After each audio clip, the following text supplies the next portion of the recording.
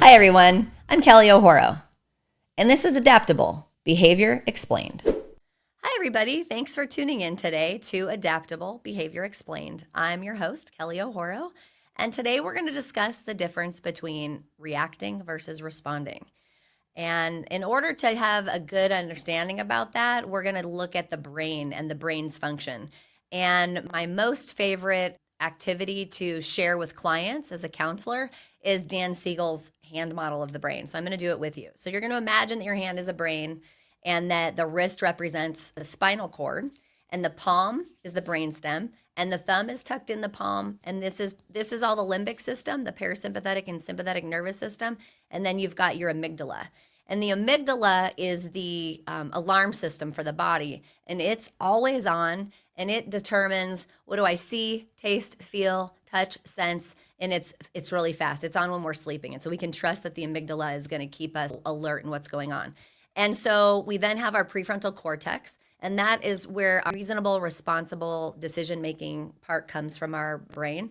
And when we're triggered or when we get activated, what happens is our limbic system, our alarm system says threat, and it's perceived as threat, and our prefrontal cortex goes offline, and it goes offline 1 million times faster than anything we can think or decide, and that's by design, because if we slowed down too much, we wouldn't be able to make a fast decision. So if we're driving down the street and we're like, a ball rolls in front of our car, we don't think, oh, gee, I better slow down or I'm going to, run over that ball that might be being chased by a child and how terrible that would be for the parents. We just slam our foot on the brakes and we avoid the crash, hopefully. And that's because our alarm says threat, danger, and it sends a sign to our nervous system that says respond or react. And so when that happens, our prefrontal cortex goes offline, and it's 1 million times slower than our prefrontal cortex activity. So let's say that you get reactive in a relationship, in an argument, or in a fight, and then you kind of bang your head later and you say, why do I keep doing that? Why do I keep acting this way? This isn't who I want to be. This isn't what my partner deserves. And the answer that I tell my clients is that's because your brain was offline. Your prefrontal cortex was offline and you were in a trauma response. It was a reaction, not a response. And so it's really important to recognize that's what's happening so that you can kind of unshame yourself and recognize the reaction is limbic, and it's because you were triggered into a danger response. And ultimately, the work that we do in trauma therapy is to help slow down that reactivity so that we don't have such a quick emotional response, and that we can think and feel and be rational, and we can say, this is what's come up, and we can bring that down, and our response can be reasonable. And so I love Viktor Frankl because he talks about the space between the stimulus and a response. And I love it because he says, and I'm going to go ahead and quote him. He says, between the stimulus and response, there is space. And in that space is our power to choose our response. In our response lies our growth and our freedom. So this space is crucial because it allows us to pause. And it allows us to be more thoughtful and to choose something that's more in line with who we are today, as opposed to reacting impulsively. And so you know that you get triggered. We all do. We're mammals that get reactive. And unfortunately, it's not like we're deer. We're scared by a predator, and so we run off. We would go, oh my gosh, it's this time of day, and there's a predator came here, and this isn't a dangerous watering hole. Whereas a deer's like, that's over, and they come back. They process that data. They know that there's nobody here right now, and I need to go get water, and so I can utilize that space. But we, as humans, we don't respond the same way. We remember that data, we encode it maladaptively oftentimes, and then we go, we can't come here because it's a dangerous place. And so how do we expand that space so that we can gain more control over our reactions? So today I'm going to give you some practical tips and techniques that are designed to help us bring down that space, bring down our prefrontal cortex, and increase the space between that stimulus and our reaction so that we can have a more adult response. So the first thing I'm going to talk about is 4-7-8 breathing. So we're going to breathe in, and breathing and all breath interventions are really effective because they're always available to us. They don't cost us any money. They can help us change states within like 1 minute.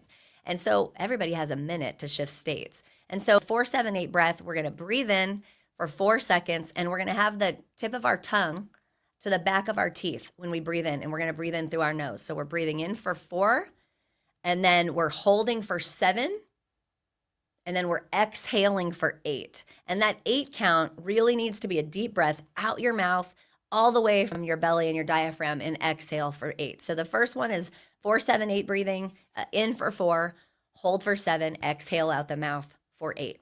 The next type of breathing is box breathing or full square breathing. And it's simple and effective, and it helps calm our nervous system just like 4, 7, 8 breathing. So I want you to try them both and see which one you like better. I like 4, 7, 8 better because we only need 3 cycles. And then we're in that in about a minute, and then we're good to go. So, but with a box breathing, we're going to inhale slowly through our nose for 4 seconds. We're going to hold our breath for a count of 4, and then we're going to exhale slowly, again, out your mouth for a count of 4.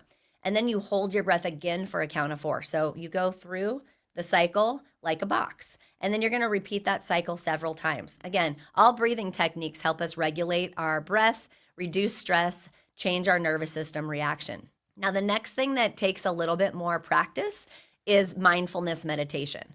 Mindfulness and meditation are huge buzzwords these days, but a lot of times people they add stimulus even in their meditation practices with apps and things like that. And I'm not saying that's a bad thing, but you're really doing well when you can meditate or be mindful with meditation without any interruptions. And you're able to just be in the present moment without judging it, without evaluating it.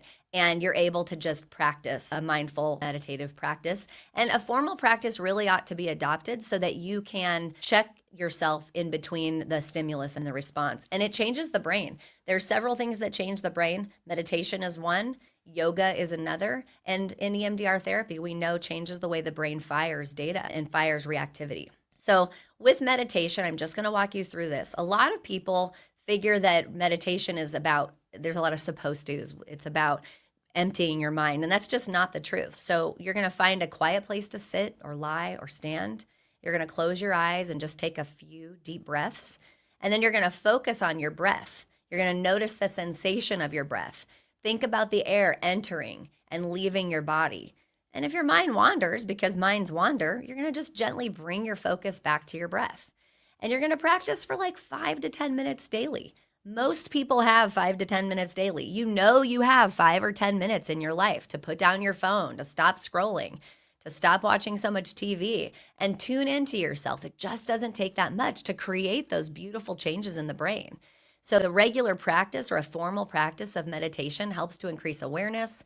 Again, if I know that I'm triggered, then I have more space between that stimulus and reaction to respond instead of react. And when we have improved reactivity and reduced reactivity, we have better relationships, more proud of ourselves. We're able to have more emotion regulation. And it's too easy not to do. And so I highly recommend that. I got to say that on the topic of meditation, about 2 years ago, my husband and I went to a meditation retreat in New York with John Kabat-Zinn.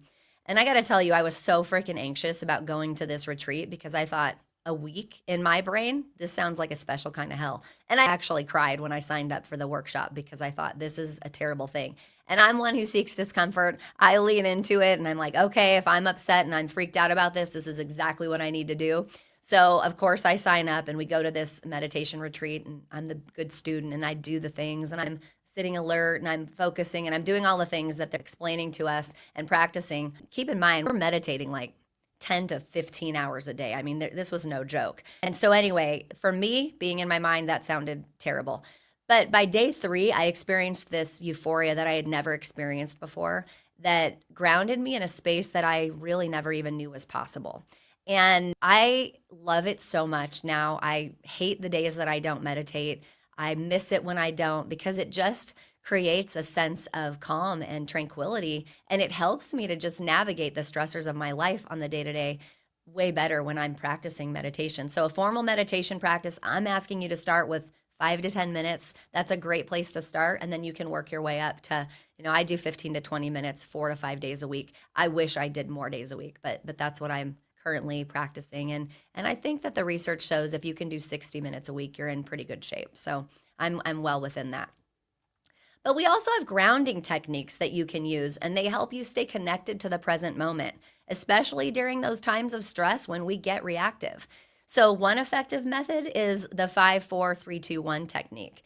So how this works is you identify 5 things that you can see. So I would say, Taylor, that cup, our lighting in the studio, this table, and my glass of water over there. And then 4 things that I can touch. So I would say like this chair, this mic, my hair, the mic stand, my necklace, and so on and so forth. And so then you're going to identify 3 things that you can hear. So I'll stop right now. I can hear the buzz of the air conditioner and the lights.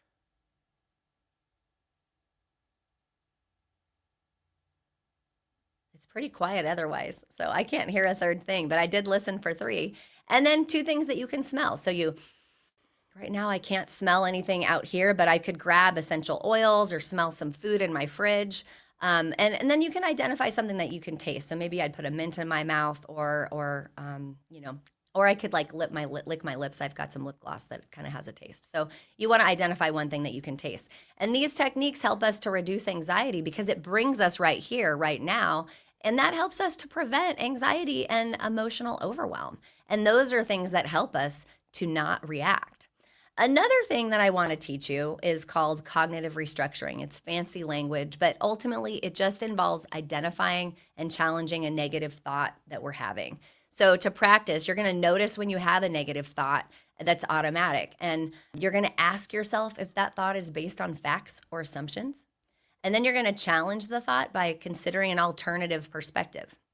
And then you're going to replace that negative thought with a more balanced or realistic one. And this technique helps shift you and your mindset to reduce emotional reactivity. So I'll give you an example about how I reminded someone this very technique the other day. I have a friend that I'm working with, and she gets really overwhelmed by technology. And she said to herself, I'm really bad at computers and anything technical. And I said, can I ask you to slow down for a second and just think about the way you talked to yourself? I am bad at this. And she goes, oh gosh, I didn't notice that I did that. And I said, I'd like you to just question this cognitive restructuring the way that we just did with you. And she goes, gosh, I never realized that I do that. And I said, the more that we reinforce those thoughts about ourselves, the more they become the default path. And so I said, would you mind just saying it a different way? I can learn hard things. And I can be frustrated and I can still learn. And she goes, yeah, that's probably helpful. And I said, this is something that we really want to work with ourselves as well as with our clients. And so it's just slight little variations in our thinking that can restructure the way our brain's default modes really want to work because of habits about how we talk to ourselves.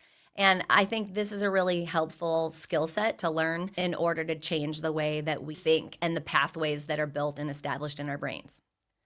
So the next technique that I'm going to share with you is called progressive muscle relaxation. And so this involves tensing and then relaxing different muscle groups in our body. So you're going to find a comfortable place to sit or lie down, and you're going to start with your feet. And I actually love this one. It's a fun little game I play when I have a hard time getting to sleep. And so you're going to start by tensing up your feet and then relax, and then calves and then relax. Tighten your thighs and then relax. And you're going to work your way all the way through all the muscle groups, and then you finish with your face and your head. And do it for a little bit longer than I'm modeling. You want to kind of squint your face and then relax, and thinking about that. Because when you progressively tense and release the muscles in your body, it totally helps to promote relaxation and automatically reduces physical tension. And I can't tell you how many people that I work with say, I never even realize how tight I am all the time until you have me do these things. And then they're like, I didn't realize I have knots all in my shoulder, until you said tighten your shoulder. And then I relaxed, and the absence of that tightness was so new for me. And so these practices really help. If you can incorporate some of these practices into your daily routine, even if it's just for a few minutes, like let's just say 10 minutes a day, it can make a significant difference in recognizing how you feel, state specific, if you're anxious, if you're agitated, if you're frustrated, and help you to really get a little bit more space between that stimulus and your reaction so that you can respond in kind with how you want to behave more often. And try different techniques. Find the ones that work best for you. And, put reminders in your phone. I know that if it's not in my my calendar and it's not a reminder, it's not happening. I've got to put it in, and I have meditate, I have cold plunge, I have stop and do a few deep breathing exercises in the middle of my day. I do a couple of other strategies in between sessions so that I can be grounded with my clients. And so it's really just important that you practice ones that work into your life, but you've got to put those reminders in your phone or you just won't do it. It's hard to establish new practices and habits if we don't put it into our to-do list. And we've got to take it from that to-do list and put it into our action item, which is oftentimes our calendars. So setting reminders and things like that can help you. I think a lot of people wear those Apple Watches now. I couldn't handle it going off and driving me crazy and interrupting me while I was doing things. But those Apple Watches even have settings where it's like stop and breathe or stop and stand up. And so we know that we are missing these activities, and we know that it's unhealthy to be in these constant states of stress. So I want you to think about these techniques. We talked about breathing techniques. We did box breathing and 4-7-8. We talked about mindfulness and meditation. We talked about grounding exercises and cognitive restructuring and progressive muscle relaxation. And all of these things you can use to bring your nervous system into a different state of being. And if you practice these techniques regularly, you're going to see the benefits. I promise. Just try it. And when you do try it, definitely chime in to the comments below and let us know how it's going, because I love to see those changes that happen in people's lives. So thank you so much for tuning in today to Adaptable. I hope that this helped you and that you practice some of these strategies to improve the space between your response, or between the stimulus and the response, so that you have fewer reactivities in your relationships and in your lives. So until we meet again, don't forget to lead with love. It'll never steer you wrong.